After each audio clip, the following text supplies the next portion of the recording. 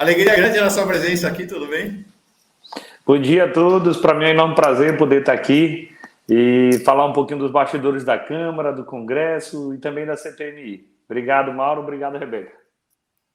E eu acho que é parente, viu, Mauro? Porque Pereira tem em todo lugar mesmo. Pois é, tem tudo canto. Tem Silva, tem um pouco mais. Aí eu sou Pereira e Silva, então pronto. Pronto.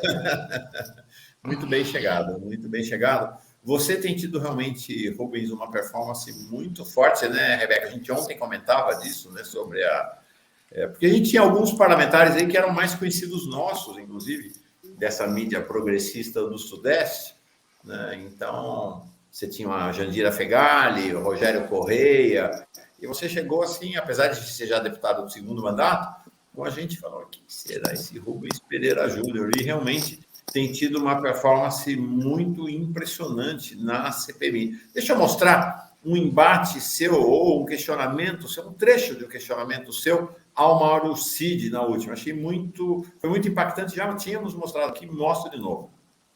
Isso aí. Vamos embora. Crer que era apenas um carregador de pasta. E o ajudante de ordens se transformou no cumpridor de ordens. Ordens no sentido de executar a rachadinha, de recuperar a joia apreendida, de vazar o inquérito sigiloso. O ajudante de ordem que vira um cumpridor de ordem, é por isso que o senhor está sentado aqui, Mauro Cid. Se não vejamos, no seu celular apreendido pela Polícia Federal, tem a minuta golpista. Uma minuta de GLO, de decretação de estado de defesa e de estado de sítio, para impedir a posse do presidente Lula, legitimamente eleito. Quando o senhor recebe a minuta golpista, o senhor deveria ter estancado, naquele momento, qualquer tipo de acesso que aquelas pessoas tinham ao senhor. Mas, pelo contrário, tanto o senhor não estancou, que diversos outros golpistas se sentiram no direito e com liberdade, com proximidade, para tratar de ainda mais desse assunto com o senhor. Tá aí, um trechinho, Nilson Barreiro Júnior dizendo: adoro as arguições do deputado Rubens. O Ari Meneghini dizendo: Rubens, parabéns pela atuação, não pode ter anistia para esses militares. Bom, então, já desde logo, parabenizando pela atuação na CPMI até agora, queria que você fizesse um balanço para nós, né? Como é que você está vendo a CPMI até esse momento, Rubens? Então, parte da minha atuação é favorecida pela minha experiência. Apesar da pouca idade, estou com 39 anos, mas já tenho 2 mandatos de deputado estadual e já estou no 3º mandato de deputado federal. Ah, desculpa, achei que você estava no 2º mandato, perdão. Não, tudo bem. Sou advogado, mestre em Direito Constitucional, como tu bem disseste logo na introdução. Então, termina que isso me ajuda, né? Esse olhar investigativo da coisa. Fui secretário 2 vezes no governo do Maranhão, na legislatura passada, quando o governador era Flávio Dino. Fui secretário de Cidades e Desenvolvimento Urbano e fui secretário também de Articulação Política. Então, termina que eu consigo ter essa visão mais horizontal do andamento tanto da máquina pública quanto do processo de investigação. Isso tudo sendo um deputado de esquerda, progressista, democrático, que respeita muito a Constituição. Até aqui, Mauro, para mim, o trabalho da comissão está sendo positivo. A gente está conseguindo implantar uma investigação com uma ordem cronológica, porque a tese da oposição é que essa é a CPI das velhinhas, para cuidar ali de mais velhinhas, mais senhoras que estavam numa manifestação pacífica e que se excederam e quebraram algumas janelas. Essa é a tese deles, ao meu ver, absurda. Na tese deles, inclusive, há um raciocínio, ou seria uma falta de raciocínio, que diz que o presidente Lula torcia pelo atentado. É uma tentativa de inversão, colocar a vítima como agressor. Até as pedras sabem que o que houve foi uma tentativa de golpe de Estado, que aconteceu reiteradas vezes. Graças a Deus, todas foram frustradas. A maioria delas frustradas por incompetência. Quem não soube governar também não soube dar um golpe, ainda bem. E a gente conseguiu impor um calendário, uma investigação, uma linha sequencial. Então a gente já conseguiu investigar a Polícia Rodoviária Federal, que fez fechamentos desde os dias da eleição. E logo após o resultado da eleição, nós tivemos mais de 1.000 pontos de interrupções nas rodovias. Nas palavras do ex-diretor-geral, nunca houve tanta interrupção em rodovia como naquele momento. Se ali tivesse sido estancado, não tinha tido tentativa de golpe. Não foi, pelo contrário, foi incentivado. E isso gerou os acampamentos, que era uma máquina de terrorista, infelizmente. Tinha gente no acampamento fazendo manifestação política? Tinha, lateralmente, poucas pessoas. Mas lá dentro também tinha gente organizando bomba no aeroporto de Brasília. E esse foi o segundo episódio da tentativa de golpe, que a gente já fez a oitiva do George Washington, que ele disse, direto e indiretamente, olha, a gente quis botar uma bomba num caminhão de combustível, que era para o caminhão de combustível ir até o tanque de armazenamento e ali causar, à distância, uma explosão. Objetivo, criar o caos em Brasília para impedir a posse do presidente Lula. Então, essa foi uma outra tentativa de golpe. Terceira tentativa de golpe, as minutas golpistas. Eles tinham escrito medidas de GLO, medidas de decretação de estado de defesa e de estado de sítio para impedir a posse do presidente Lula. Mais uma vez, essa tentativa foi fracassada. Por fim, eles tentaram dar uma golpe no dia da posse, no dia 1º de janeiro, para impedir o presidente Lula de exercer o poder. Não tiveram coragem. Por quê? Porque a posse do presidente Lula foi marcada por muita gente na rua, foi uma posse democrática, milhares e milhares de pessoas na Praça dos Três Poderes, com muita representatividade. Aí ali eles adiaram o golpe mais uma vez. Quando eles tentaram, por fim, o golpe? No dia 8 de janeiro. Reparem que é uma sequência de atos. 5 tentativas de golpe, né? 5 tentativas de golpe. Coordenadas, planejadas, com um único objetivo: impedir o mandato do presidente Lula. Eles tentaram rezar para pneu, eles tentaram acenar para extraterrestre, mas isso não é punível no Código Penal. Mas aí é do dia 8 de janeiro que eles fizeram. Invasão à sede dos três poderes. Não foi algo, uma crítica contra um governo. Eu não estou gostando do teu ministro, eu não gosto da tua política de saúde, eu quero mais emprego. Porque isso é legítimo, isso é da democracia. Mas não, o que aconteceu foi uma tentativa de invasão à sede não de um poder, mas dos três. Foi invadido o Palácio do Planalto, chefe do Poder Executivo, sede do Poder Executivo. Foi invadido o Supremo Tribunal Federal, sede do Poder Judiciário. E foram invadidas as duas casas do Poder Legislativo, a Câmara e o Senado. Era um atentado contra todas as instituições. Era um atentado contra a democracia. E isso é uma tentativa de golpe de Estado. Por que não foi bem sucedida? Porque o presidente Lula, acertadamente, decretou a intervenção federal, nomeando Ricardo Capelli, que é secretário executivo do Ministério da Justiça, no sistema de segurança do DF, porque ali também teve uma omissão. A gente tinha que ter as forças do DF na Praça dos Três Poderes para garantir a proteção do patrimônio. É a obrigação do governo do Distrito Federal. E isso também tem que ser investigado. E permitiu essa tentativa de golpe. Então, nós queremos investigar, quem participou do golpe. Lógico, a gente não está pensando no peixe pequeno apenas. Ele tem que ser responsabilizado e já está sendo processado no Supremo Tribunal Federal. Mas nós queremos saber quem executou o golpe. 2, quem planejou, porque isso é planejado, óbvio. Tinha gente lá com aparelho de walkie-talkie, com banheiro químico, com arma. Então, foi algo que foi planejado. 3, quem financiou todos esses atos golpistas. O George Washington saiu do Pará para cá, ficou no apartamento alugado, salvo engano, na Asa Norte, depois no Sudoeste, que embora em Brasília sabe o custo disso. A própria mobilização tinha muito dinheiro. E o aluguel dos ônibus, muita gente chegou de ônibus. Então, nós queremos saber quem financiou. Nós queremos saber como isso foi possível, essa orquestração de um golpe através das plataformas, das redes sociais.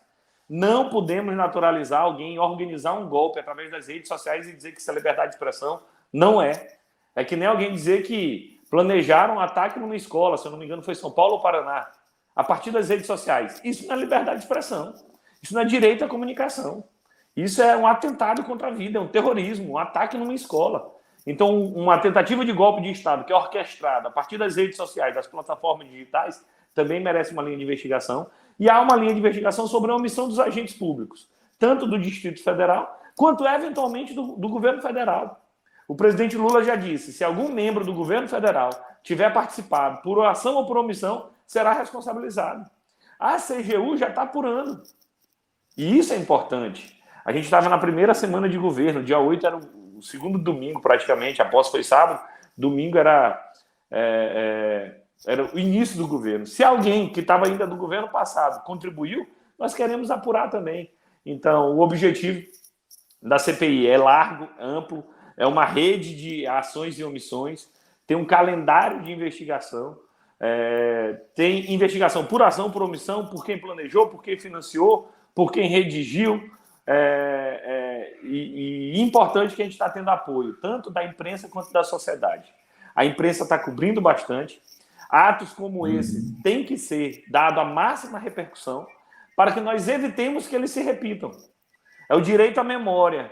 A gente tem que memorizar bem o que aconteceu para que isso não aconteça novamente. A Argentina deu um exemplo para a gente de como deve se combater atos ditatoriais, atos antidemocráticos, após o encerramento do regime militar lá.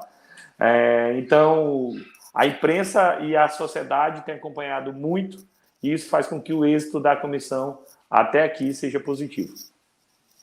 Perfeito. Rebeca? Não, perfeito. As colocações e destrinchar, né, esses pontos que estão sendo investigados aqui para a gente. Deputado, também gosto muito das suas afirmações lá. Gostei quando o senhor disse que Mauro Cid jogou a carreira na lama, né? Eles têm aí um currículo até muito bom, né, dentro da corporação e acabou jogando todo esse histórico na lama por conta desses crimes cometidos aí ao lado do ex-presidente. E eu gostaria de perguntar para o senhor também como que o senhor se sente, fica em relação aos seus colegas parlamentares que também têm algum tipo de envolvimento na articulação aí desse golpe, né? Eu vi que antes da CPMI o senhor foi um dos 16 deputados que assinou o pedido de substituição do deputado André Fernandes e também do senador Marcos Duval. E aí, como que o senhor se sente em relação a esses seus colegas parlamentares que participam da CPMI, mesmo sabendo que tem aí algum tipo de envolvimento, por menor que ele seja, nesses atos terroristas? Olha, o Marcos Duval já foi substituído, então isso ajuda a investigação. Ele era um dos que ia lá para atrapalhar. Em relação ao André Fernandes, eu defendi o afastamento dele enquanto ele era investigado. Eu vi através da imprensa que a PGR, salvo engano, pediu o arquivamento da investigação dele. A participação dele teria sido 2 tweets apenas. Não havendo mais investigação, entendo que ele pode sim continuar como membro. O que eles queriam era se vitimizar, dizendo, olha, querem tirar o fulaninho daqui da investigação, porque ele estava investigando bem. O governo não teme nada nessa CPMI. Nós queremos a investigação ampla e irrestrita. O governo é vítima desse processo e que, portanto, nós queremos investigar o máximo possível. Em alguns momentos, a base bolsonarista, não estou falando dos investigados, a base bolsonarista tem uma estratégia na comissão, que é conturbar os trabalhos, atrapalhar a investigação, fazer algazarra, transformar num circo. É difícil, mas nós temos que manter a calma e temos que fazer valer o regimento no máximo de vezes possível. Eu dialogo bem com boa parte da oposição. Jogo bola com alguns, saio para almoçar, para jantar, tem diferença. Eu só não dialogo com quem de fato é negacionista. Com quem nega a vacina, com quem nega a democracia, com quem nega a ciência, a estatística, aí não dá. De uma forma geral, a gente tem que ter essa convivência, porque são companheiros de trabalho, colegas de trabalho. Mas, infelizmente, a estratégia organizada deles é desorganizar o andamento da investigação. Então, toda vez que tem alguém para fazer uma oitiva que é mais grave, que são fatos mais fortes, aumenta a gritaria da parte deles. A gente, repito, tem que manter a prudência, se valer do regimento, não entrar na pilha deles, evitando o máximo possível e focar na investigação. A nossa prioridade é investigar de forma mais ampla possível. Essa é uma questão, né, Rubens? Você tem uma clara estratégia da extrema-direita, que é a de, quando sentem que o assunto está esquentando, partir para gritaria, para ofensa, para inviabilizar os trabalhos. Eu imagino o que vai ser o depoimento do Bolsonaro, por exemplo. Né? A gente ainda não tem... Talvez já o depoimento do Anderson Torres vai ser... É bom chamar a segurança.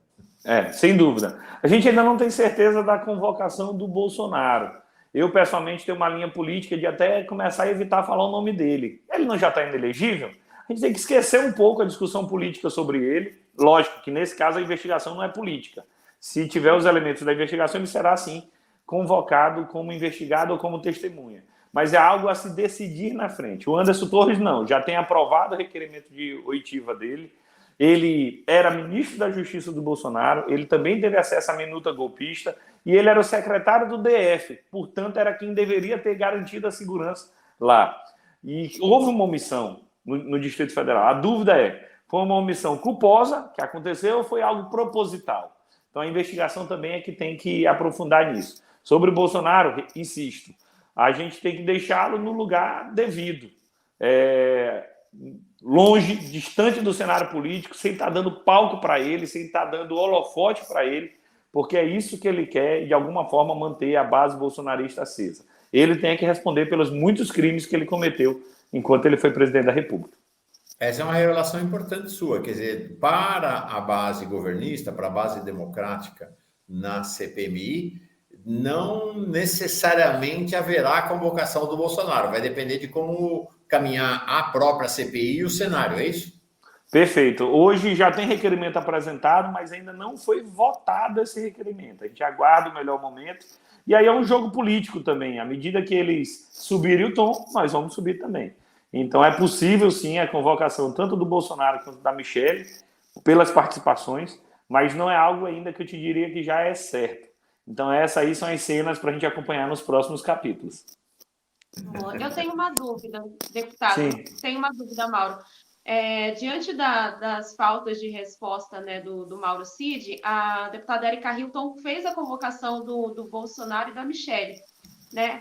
Caso eles sejam chamados mesmo para essa CPMI, eles são obrigados a falar ou eles também têm esse direito ao silêncio? Porque então, não leva a problema nenhum, né? Na verdade, temos que fazer uma distinção entre testemunha e investigado. O investigado tem direito ao silêncio. Ninguém é obrigado a produzir prova contra si mesmo. O Estado, a máquina estatal, já tem muita forma de encontrar provas que não precisa exigir do próprio investigado que ele se incrimine. Esse é um direito que está na Constituição Federal, é algo que é republicano, democrático, que eu defendo com muita força. Então, o investigado pode se omitir, o investigado pode até mentir, se for o caso. A testemunha, não. A testemunha tem o dever de falar a verdade. Ela tem a obrigação de ajudar o Estado a investigar. Então, quando a gente convida alguém como testemunha, ela tem que falar a verdade e tem que se manifestar sobre os fatos. Quando é investigado, não. Qual é o problema do Mauro Cid? Ele foi chamado como testemunha, certo? Só que ele responde a 8 inquéritos no Supremo Tribunal Federal. Aí ele chegou e disse, não sou testemunha, eu sou investigado. Tudo que eu falar aqui pode me prejudicar, então não vou falar nada. Eu entendo que esse é um direito legítimo dele.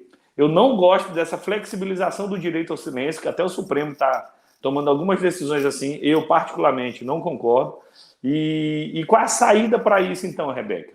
A comissão tem outros poderes investigativos para suprir eventual omissão da participação do investigado. Como? A gente pode pedir quebra de sigilo telefônico, quebra de sigilo bancário, pode pedir informações bancárias, pode convocar outras testemunhas, que aí, neste caso, elas não vêm como investigado, vêm como testemunha, e assim pode confirmar. Então, termina que é um jogo investigativo onde nós temos vários instrumentos. Ainda que o Mauro Cid não tenha falado, isso nos permitiu outras ações investigativas. No pouco que ele falou, ele ainda contribuiu. Quando ele é convocado como uma investigação política e pública, chama a atenção de todo mundo. Outros fatos foram levantados pela imprensa. Mas, respondendo à tua pergunta, sim. Se a Michelle e o Bolsonaro forem convocados na condição de investigado, eles têm o direito ao silêncio. E eu defenderei isso, ainda que sejam nossos adversários.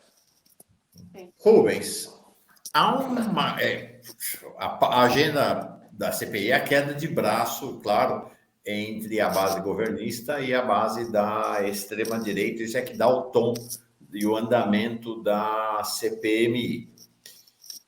O deputado Paulo Magalhães, do PSD da Bahia, há 4 sessões atrás, achou e considerou e falou, ele disse, não vou nem participar mais da CPMI, depois ele voltou. Mas ele fez uma crítica à base governista, falando, nós temos maioria aqui, a gente tem que exercitar esta maioria de maneira mais plena. Né? A gente está dando muito espaço para os golpistas aqui. E, de fato, aparentemente, minha opinião, a escolha do deputado Arthur Maia, do União Brasil da Bahia, bolsonarista, de extrema-direita, foi uma concessão da maioria governista, me parece que tem causado prejuízos ao andamento da CPMI.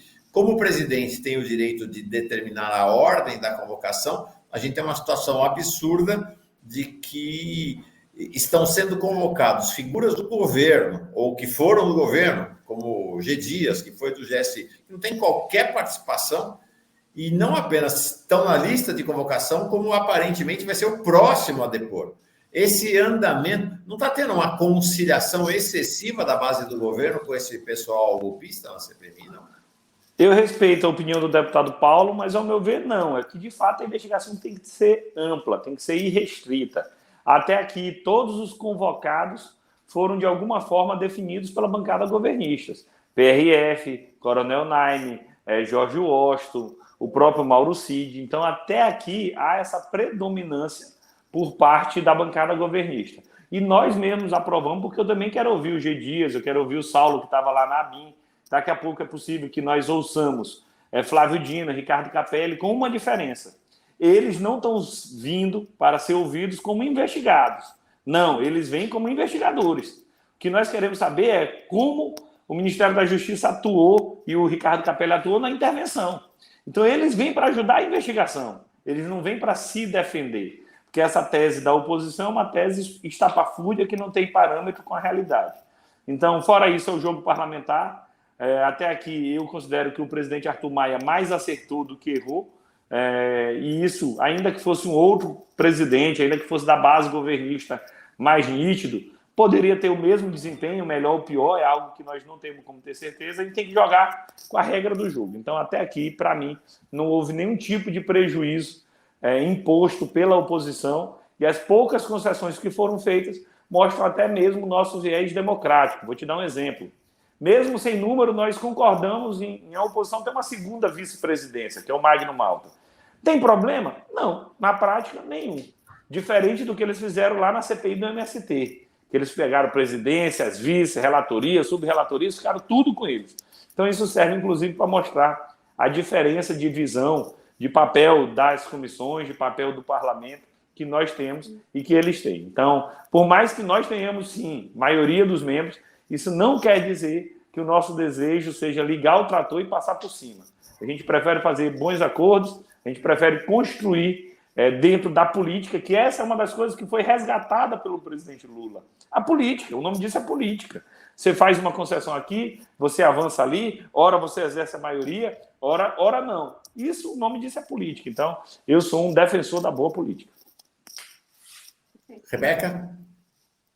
Não, algumas pessoas comentando aqui no nosso chat sobre a sua relação com o deputado Abílio Brunini, né? Como ele é um dos principais causadores, pelo menos foi nessa última sessão da CPMI, um dos principais causadores ali, né, de conflito. Como que o que o senhor tem para falar para a galera que está falando que a sua paciência, deputado, é muito grande com esses deputados da oposição que atrapalham demais, né, o andamento ali dos trabalhos? Antes de você responder, Rubens, deixa eu mostrar esse trecho, foi um dos trechos que teve grande destaque, realmente, na CPMI até agora. É importante dizer, este deputado, Abílio Brunini, é um provocador profissional. Ele foi cassado na Câmara de Vereadores, lá de Cuiabá, acabou sendo a cassação dele, o Tribunal de Justiça do Mato Grosso voltou atrás, decretou a suspensão da cassação por motivos de tramitação muito questionados, a alegação de que não teria havido amplo direito de defesa. Eu vi o processo lá na Câmara de Vereadores do Mato Grosso, não foi bem assim não, ele teve amplo direito de defesa, e foi por conta dessa decisão do TJ que ele pôde concorrer e tomar posse na Câmara dos Deputados e Deputadas. Ele faz provocações no plenário, ele faz provocação na CPI do MST, ele faz provocação na CPI do 8 de janeiro. Tem um espaço, deixa eu só Por fazer essa pontuação. Eu vejo o espaço que ele tem com o presidente da CPMI, toda hora estão tirando foto juntos, toda hora está elogiando. Houve um pedido, inclusive, de que ele fosse retirado da sala depois não desse episódio, do episódio em que ele falou para a deputada Erika Hilton que ela deveria fazer programa, um negócio assim, absurdo, realmente absurdo. E esta cena foi uma das cenas marcantes da CPMI até agora. Queria, de fato, que você falasse sobre o Abílio Bronini e sobre esses parlamentares que são provocadores fascistas no Congresso Nacional. Infantil de constranger um parlamentar que usa o seu direito de fala, que aguarda durante muito tempo, fica gravando o deputado. Tá me achando bonito, deputado? É para levar para casa para poder ficar me admirando depois? Esse papel de brincar aqui não cabe no Congresso Nacional, não cabe no parlamento sério. O deputado Abílio confunde brincadeira com momento de trabalho. O senhor pode ter tempo a perder, eu não tenho não. E o que está acontecendo aqui, presidente, com o deputado Abílio é surreal, presidente. Eu queria fazer um apelo ao senhor e um apelo à oposição desta casa, até que os colegas aí advertissem o Abílio. Eu acho o Rubem com uma paciência fora do comum, meu irmão. Parabéns, porque eu não tenho... Mas por que o Abílio? Por que só o Abílio? E você também, vocês dois, é verdade. A mim, toda a sessão... Quem mostra o desvio? Excelência, senador. Ali a deputada Elisiane refere-se, faz aquele diálogo ali com o deputado Éder Mauro, delegado Éder Mauro, sobre o qual pesam inúmeras, dezenas de acusações de tortura quando era delegado lá no Pará. Sobre esse episódio, com o Abílio e sobre os provocadores, né, que existem hoje no Congresso Nacional, provocadores fascistas. Mauro, ali eu já tinha sido interrompido 2, 3 vezes, estava no meio da minha fala, era um dos autores do requerimento contra o Mauro Cid. Eu já suspeitava que eles iam estar nervosos, mas eu não imaginava como seria a forma de atrapalhar. O deputado Abílio não estava apenas me filmando, ele estava fazendo um vídeo selfie, onde ele ficava com brincadeiras jocosas para usar imagens deturpadas. Eu não tenho problema de alguém me filmar, afinal de contas a própria CPI já é pública, ela já é transmitida ao vivo. O problema não é o ato da gravação, mas a gente não é menino, a gente não é ingênuo, a gente sabe exatamente quando a pessoa está com o objetivo de fazer truncagem, com o objetivo de fazer desrespeito, e isso eu não posso receber passivamente, porque estava atrapalhando meu direito legítimo de usar meu tempo. Se ele discordasse de algo, e ele podia usar o tempo dele, como ele usou ao final e ninguém o interrompeu. Se eu o agredisse de alguma forma, ele podia pedir direito de resposta. Se eu faltasse com o regimento, ele podia pedir uma questão de ordem. Tem várias fórmulas regimentais para se resolver eventuais erros. Só que ele não estava vendo um erro, ele estava vendo um acerto. Então, toda vez que ele me atrapalha, eu sei que eu estou fazendo o trabalho certo. Eu sei que eu estou tocando o dedo na ferida deles. Eu sei que eu estou incomodando. Então, é aquela história. Enquanto os cães latem, a caravana passa. Eu tenho convicção disso. Não vou me abater. Não tenho medo de cara feia. Já enfrentei várias dificuldades nessa minha luta política.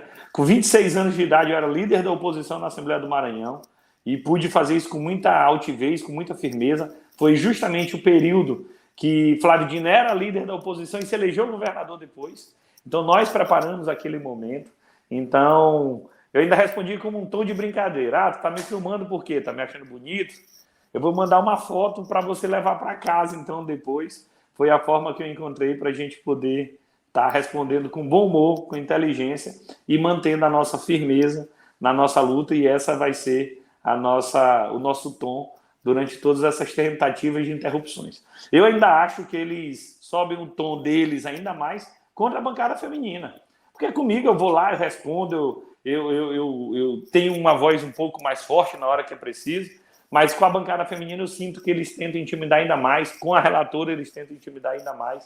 Infelizmente é algo que acontece reiterada, mas eu tenho certeza de que o futuro aguarda, o Conselho de Ética aguarda no futuro para esses extremistas que querem destruir a imagem do Parlamento brasileiro. Perfeito. Essa é, de fato, uma questão. Você quer entrar, Rebeca, agora ou sigo aqui? Não, pode ir, pode seguir. Tá. Então, uma questão que eu queria te trazer é exatamente essa. Como é que é para você, do ponto de vista político e pessoal, esta convivência. A gente lançou agora o segundo episódio da série documental da Fórum Filmes sobre o 8 de janeiro e seus antecedentes, né? E está sendo uma série muito interessante porque ela está quase que em tempo real, acompanhando todo esse processo de investigação. E o golpe, a tentativa de golpe do 8 de janeiro, teve uma assembleia que aconteceu no Senado Federal. Essa é uma das cenas, vou mostrar um trechinho agora aqui do documentário, uma das mais impactantes do documentário. Vou mostrar.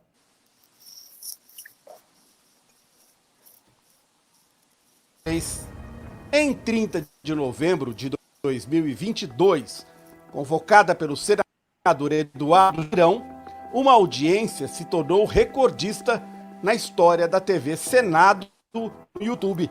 Teve 175 mil pessoas assistindo simultaneamente e atingiu 2,5 milhões de visualizações. Foram 11 horas e 25 minutos de ataques ao resultado das eleições, ao próprio Congresso e ao STF.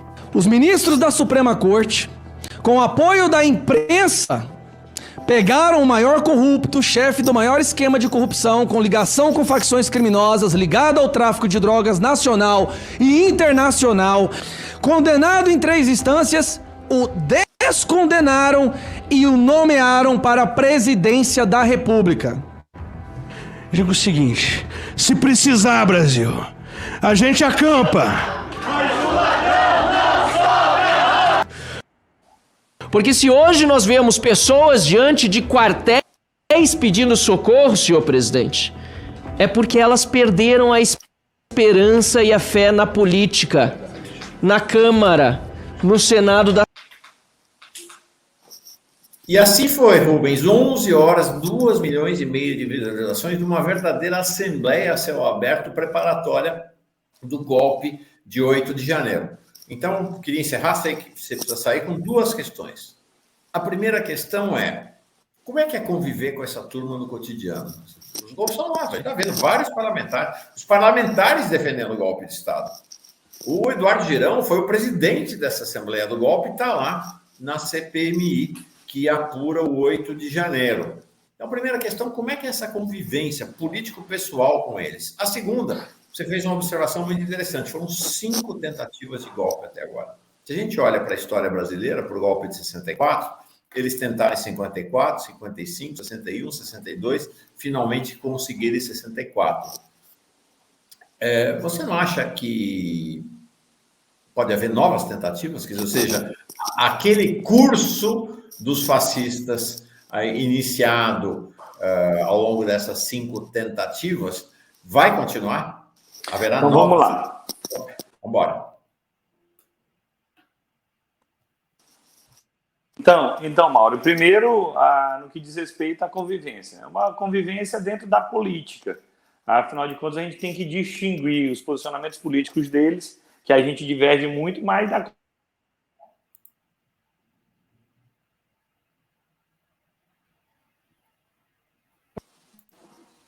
Opa, voltei. Estou aqui. Voltou. Tá bom. Deixa eu colocar. Tá aqui, voltou. Fala. Então, essa é de fato uma dificuldade que nós temos, mas o máximo de ponto de convergência, de diálogo, de respeito, nós temos que construir.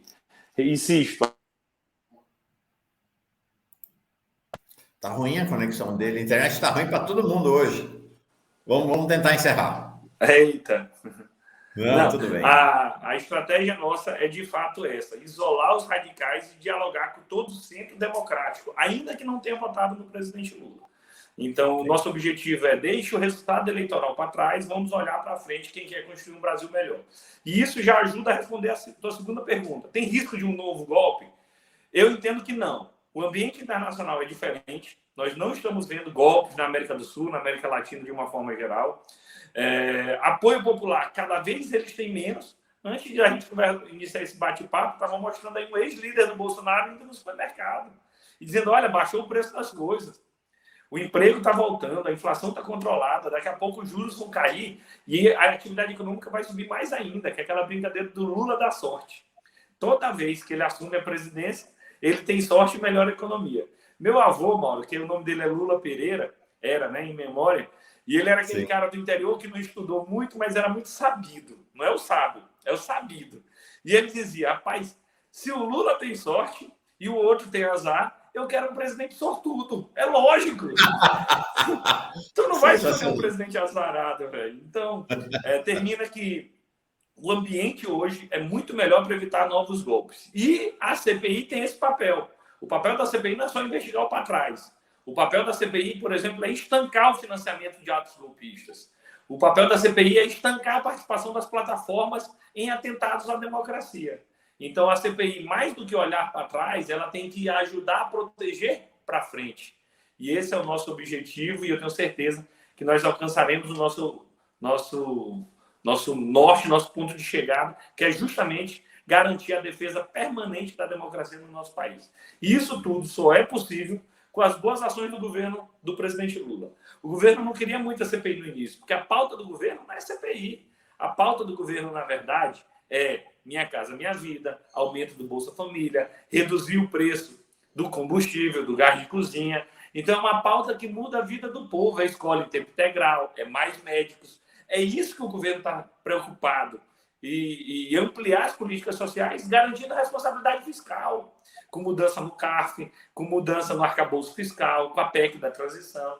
Então, enquanto a oposição foca na CPI, que é uma pauta política, o governo se preocupa com a pauta do mundo real. Quanto mais a gente avança na pauta do mundo real, menor é o risco de golpe ou tentativas de golpe no nosso país. Perfeito. Rubens Pereira Júnior, gostou, Rebeca? Gostei demais. Sempre muito produtiva a vinda de vocês aqui. Tem muita gente interessada que acompanha a vida política, né? E essa proximidade, essa relação aqui de diálogo aberto com a gente é muito importante, viu, deputado? Obrigada. Eu é que agradeço pela oportunidade, pelo convite. Estou à disposição para vir mais vezes. Vou aproveitar o recesso para rodar muito as bases no Maranhão e em agosto a gente volta. Se me perguntar, Mauro, qual deve ser, então, o nosso foco no início de agosto? Até aqui a gente já começou a investigar muita coisa, né? Polícia Rodoviária, Polícia do DF, Mauro Cid, Minuta Golpista e tal.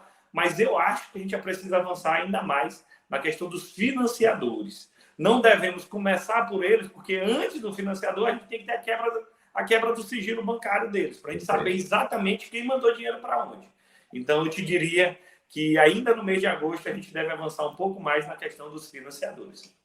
Legal. Assim como a Rebeca e a nossa comunidade, eu gostei demais da conversa. Ficamos devendo para a próxima. Eu tinha muita curiosidade de perguntar sobre essa trajetória familiar, essa biografia da política desde o berço. Tenho muita curiosidade de saber como é que quer ser deputado estadual com 22 anos, pelo amor de Deus. Mas na próxima a gente conversa sobre isso. Boa caminhada, boa jornada, até depois do recesso em agosto. Na volta. Mas para te falar rapidinho, Mauro, de fato, eu venho de uma família política, meu pai foi prefeito, minha mãe, meu avô, eu tinha a oportunidade de entrar na política e eu resolvi me preparar para esse momento. Por isso que com 16 anos eu fui aprovado na Universidade Federal do Maranhão, no curso de Direito, que eu sabia que era o que mais me ajudava a fazer e sempre tive envolvido. A partir do momento que eu me elejo a primeira vez, aí eu faço uma demarcação do que é a minha política e do que foi a política do meu pai, da minha mãe e do meu avô. Por isso que eu me filio ao PCdoB, por isso que eu me aproximo ainda mais do Flávio Dino, que era uma liderança em surgimento ainda no estado do Maranhão, e aí eu passei a tê-lo também como uma referência na política, me filiei ao PCdoB, que era o partido dele. Só agora que ele foi para o PSB, eu digo, até logo, vou direto para o PT, mas a gente conseguiu construir essa página interessante na política do estado do Maranhão. Então, eu sempre tive aquela, eu tenho a chance de entrar na política, por que não entrar? Muita gente pode ver com preconceito, eu vejo como naturalidade. Eu conheço vários jornalistas que têm filhos jornalistas, comerciantes que têm filhos comerciantes, professores que têm filhos professores. O que eu queria era me diferenciar, não entrar na política por ser filho de um político. Eu queria mostrar meu próprio trabalho, minha própria marca, e eu tenho certeza que ao longo desses 5 mandatos a gente tem conseguido também construir nossa história. Obrigado, Mauro. Obrigado. Diferentemente da tradição do seu pai, sua mãe, seus avós, Eu brinco, viu, Mauro? Meu pai era aliado do Grupo Sarney. Eu, quando entrei na política, eu já entrei aliado do Jackson Lag e depois aliado do Flávio Dino. Legal. Ele torce pelo Flamengo ou pelo Vasco. Então, mas isso tudo é democrático, a gente não briga muito, não. Mas sua mãe está no PSB, né? Pelo que eu vi. Ela está no PSB, hoje é a segunda suplente de senadora. Ele ainda está no PDT, hoje ele é secretário de articulação política do governador Carlos Brandão. E a gente ajuda a construir esse grande grupo político aqui no estado, que é essa união entre Brandão e Flávio Dino, que tem dado bons frutos para o nosso estado. Ou seja, uma família progressista. E no final das contas, eu já ganhei eleição, já perdi a eleição, disputei a eleição de prefeito de São Luís. Então, isso vai nos ajudando no nosso processo de formação. Quando eu fiz o mestrado, me ajudou muito, tanto na advocacia quanto no mandato. Passei por uma experiência pessoal que foi ter um câncer muito novo, eu tive um câncer no rim, logo depois da eleição de São Luís. Então, eu botei no currículo, eu venci um câncer, graças a Deus. Então, isso tudo vai nos formando, vai nos moldando. E aí é que a gente chega hoje, está aqui preparado para servir. O político tem que ser um servidor público, tem que servir ao povo. Eu levo isso como uma máxima, não apenas cristã, mas, para além disso, de vida. Então, estamos aí, estamos à disposição. E muito obrigado mais uma vez. Valeu, obrigado. Sandra Osterman, Rubens para presidente 2034. Opa! Valeu, obrigado, pessoal. Até mais. Até agosto, então. Tchau.